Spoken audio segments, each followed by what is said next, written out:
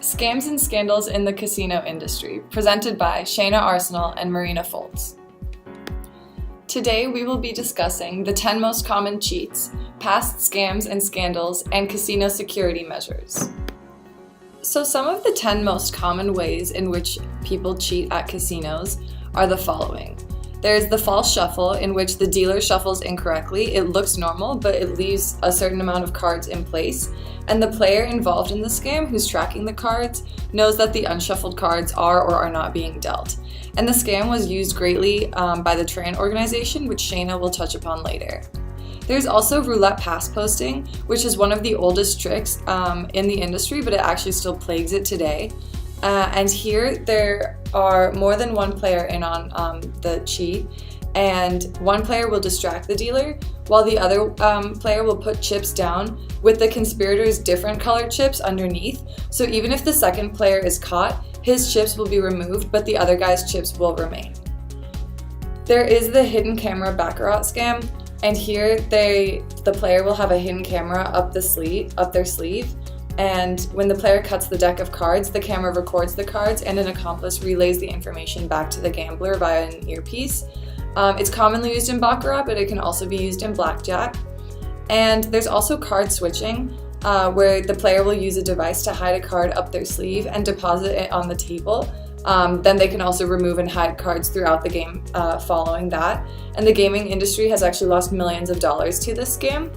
We also have the slot machine bill validator device, and in old coin slot machines, the cheaters could attach a piece of string to the coin with a paper clip to prevent it from falling into the hopper. But nowadays, there's a small computer chip that you can add to a $1 bill, and when it hits the contact point in the hopper, the slot machine will read any bill as a $100 bill. So people often use card counting to beat their odds against the casino, and card counters are usually considered advantage players rather than cheaters. They keep a tally of the value of the cards they've seen in their mind to determine the ration of high and low cards in the deck.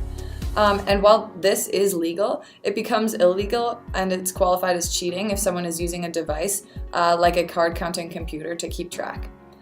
There's also whole card reading, and this is also considered an advantage play. It is used in blackjack, 3-card poker, and Texas Hold'em, and there the players try to spot the dealer's whole card, which is the card that's facing down, to use that information while playing the game. And similar to card counting, it crosses the line into cheating when they use a device such as a mirror or camera to spot the whole card. They often also use dice sliding in the craps game, and this is where they slide the dice down the table instead of rolling the dice. And cheaters typically only control one of the die so that the bouncing one gets more attention, and they also often might do a sleight of hand trick to spin the die so that it's more stable when it slides. And while this is not used frequently, it can mean a big payday if they pull it off. There's also the roulette color up, and this scam involves 2 players. The first one will purchase a certain color of roulette chips for $1 each and slips some into his or her pocket, then passes the rest of them off to the accomplice, who also hides them in his or her pocket. And the accomplice will then go to the same roulette table and buy the same color of chips for $25 each, and after a while he'll cash in the $1 chips as $25 chips. And finally, there's marking cards, and there are multiple ways to mark cards, such as infrared markings, dents with a chip, and bending the corner, and players use the marked cards to their advantage. A card can be marked before the game, and the cheater can slide it in, or it can be marked during the game. Moving on to scams and scandals in the industry, I am now going to talk about the MIT Blackjack team. And it started as a group of students from MIT, Harvard Business School, and Harvard, and they taught themselves card counting. And in November 1979, a professional blackjack player called J.P. Masser contacted one of the card counting students, proposing to form a group to go to Atlantic City together to take advantage of the New Jersey Casino Control Commission's recent ruling that made it illegal for Atlantic City casinos to ban card counters, and instead they would have to ban players individually. And this group played through May of 1980 together, increasing their capital 4-fold. They acted more like a loose group sharing capital than a team with a consistent strategy and quality control. Shortly thereafter, Bill Kaplan, who's a Harvard MBA graduate who ran a successful blackjack team in Las Vegas, contacted Masser and to discuss partnering up to develop the MIT blackjack team. He only agreed to do this, though, if he could restructure to create formal management and procedures, since he noticed that each player used a different and overly complicated way to count cards. So they created a new team that started on August 1st in 1980 with an investment stake of $89,000, and this team consisted of 10 players. 10 weeks later, they had doubled their original stake, and they therefore formed a Massachusetts limited partnership called Strategic Investments to bankroll the new team. And over the next 2 years, the MIT team grew to nearly 80 players, including groups and individuals in Cambridge, New York, New Jersey, Pennsylvania, California, Illinois, and Washington. And while the profits did continue to roll in, so did heat from casinos, as many team members were identified and banned from individual casinos. These members, though, were quickly replaced by the team. Detectives were also on the case trying to identify the different team members to help assist the casinos with banning them. And since a lot of the players were being banned, the Strategic Investments Group paid out its substantial earnings to players and investors and dissolved the partnership on December 31st, 1993. After this dissolution, a few players took their winnings and split into smaller groups to continue the legacy of the MIT blackjack team. On July 3, 2009, John Kane walked into a high-limit room at Silverton Casino in Las Vegas. He sat down at a video poker machine called the Game King. After an hour and a half, he had won 8 jackpots. Charles Williams, who was watching Kane through surveillance video, noticed that Kane was not wielding the array of cheating devices that casinos had confiscated from cheaters over the years. He wasn't jamming a light wand in the machine's hopper or zapping the machine with an electromagnetic pulse. He was simply pushing the buttons. After noticing that Kane was cheating, Williams decided to call his head of security to make sure that Kane would not be able to leave the casino. In the past, the Game King had a series of subtle errors in the program that evaded laboratory testing and source code review. It actually went completely undetected until Kane was playing at that casino. The machine lets you actually choose the base level of your wagers, so you can select from 6 different denomination levels from 1 cent to 50 cents a credit. And the key to the glitch that Kane was using was that he could switch the denomination levels retroactively. So in other words, he played at 1 cent per credit for hours until he finally got a good hand, and then he would switch it to 50 cents a credit, and that would fool the machine into rewarding your payout at a higher new denomination. And the only way to actually achieve this was by using the double up feature on the machine, and this was actually turned off on a lot of the machines throughout casinos, and the only way that Kane was able to utilize this double up feature was by having an attendant turn it on for him.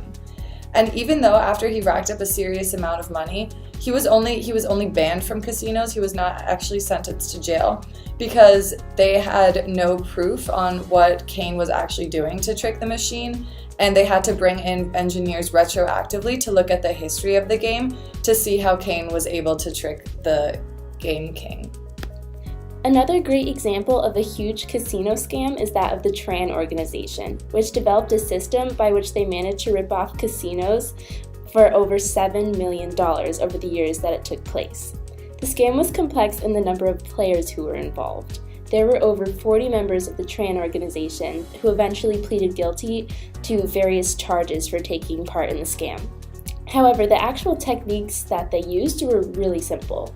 Essentially, a woman named Van Thu Tran and her husband, who were the leaders of the group, found different ways to bribe dealers into helping them at different card games such as baccarat, poker, and blackjack.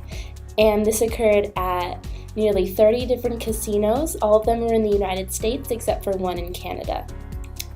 Tran would work to seduce and bribe dealers into doing exactly what the group needed in order to make their scheme successful. The scam was based around the technique of the false shuffle, which the dealers would perform for the group, and Marina explained the details of that earlier in the presentation. Over time, increasing the number of people in the group allowed the Tran organization to add card trackers who used concealed devices to record the order of cards in each slug, and that information was relayed to computer operators who in turn gave instructions of when to bet and when to stay away to the designated bettors. And the organization also used people called scouts to figure out which casinos would give them the best chances to successfully cheat. And while the scam was as well conceived as it could possibly be, the Tran organization was eventually caught several years later. Casinos and law enforcement agencies like the FBI began to investigate them and looked for evidence from what the group had been doing, and they basically caught them in the act. In May of 2007, 19 members of the group were arrested, and eventually all of the other 40 members were brought in for questioning, and most were arrested as well. Now, since we spent so much time discussing how people have effectively cheated casinos in the past, we thought it might be relevant to also talk about how casinos have been combating these thefts over the years with their security measures. The first line of defense in any casino is their armed security guards and surveillance systems. There are several security guards in every casino, and it's been estimated that casinos position their guards so that they are a 2-minute running distance from any location on the casino floor. So if a guard becomes alerted that there's suspicious activity at one table, the criminal would have a very short reaction time to be able to escape before a guard got to the area where the crime was occurring. Casinos also have a surveillance system called the Eye in the Sky, where they have tons of cameras throughout the casino floor and the rest of the property that monitor exactly what's going on. And it's estimated that large casinos like the Bellagio may have over 2,000 of these cameras, and they're connected to about 50 monitors that all are set up in one room, but they only usually have a few people watching these many different monitors. So as effective as it is to record the footage, it's also very difficult to monitor that. However, modern security systems are becoming better and better with each year, and modern casino security equipment now offers facial recognition and even license plate reading software, so they can identify repeating guests that may have suspicious behavior. Casinos also have to have security measures regarding the cash they have in-house and their supply of chips. So it's required by law for casinos to have a reserve of cash to back up the value of every single chip in play. So that means they have to have a lot of cash in-house at the casino at all times. And they keep them in these giant vaults at the bottom of the casino, and they used to be a really large target of theft. However, technology today has really prevented that, and now it's almost impossible to hack into a casino vault. They have time-delayed locks. Only a few select employees are allowed to know the access codes and exactly how to enter the vaults, and they all have thick steel walls and floors that prevent drilling, which used to be a common method of how robbers would enter the vaults in the past. It's also common for robbers to try to steal chips from casinos instead of actual cash. So one way that casinos have tried to prevent this is they've added RFID scanning codes to the chips so that any player who wins chips has to bring them to be scanned before they can be cashed in. Therefore, if a robber steals a bunch of chips that haven't been scanned, when they go to cash them in the next day, they'll have no value. And the casino can actually turn off the RFID tracking so that if a crook steals a bunch of chips in some sort of hold-up situation, the casino can just turn off the RFID, so when the crook gets away with all the chips, they'll be effectively worthless. Another huge threat to casinos is actually the casino employees themselves. Casinos have to really carefully monitor their own employees and what they do because they can collaborate with patrons to cheat or assist in robberies. And it's estimated that about 50% of all losses that casinos incur are actually attributed to employee theft, whether it be helping out a patron to cheat and receiving some of the profit or simply stealing themselves. So the hiring process for casinos is very rigorous. They have to go through several background checks and public record searches, much more advanced than a normal job might look into a candidate. And Once they are hired, there are also several surveillance systems that are carefully monitoring employees as well as the patrons, and they try to catch this type of activity with that surveillance. And they also pay close attention to losses at individual tables, because that might be an indication that an employee is letting a patron win. There's one example of this that happened recently at a large casino. One of the employees helped a patron hack into the wireless network, and the patron used that wireless network access to be able to access the security camera footage. And the patron then used the security camera footage to be able to see what cards the other players at the tables had, and use that to his advantage as he played blackjack. So that's one example of how a casino employee can use their privilege to help a patron cheat, which is never a good situation. Thank you very much for listening to our presentation about casino scams, scandals, and security measures, and we hope you learned something interesting.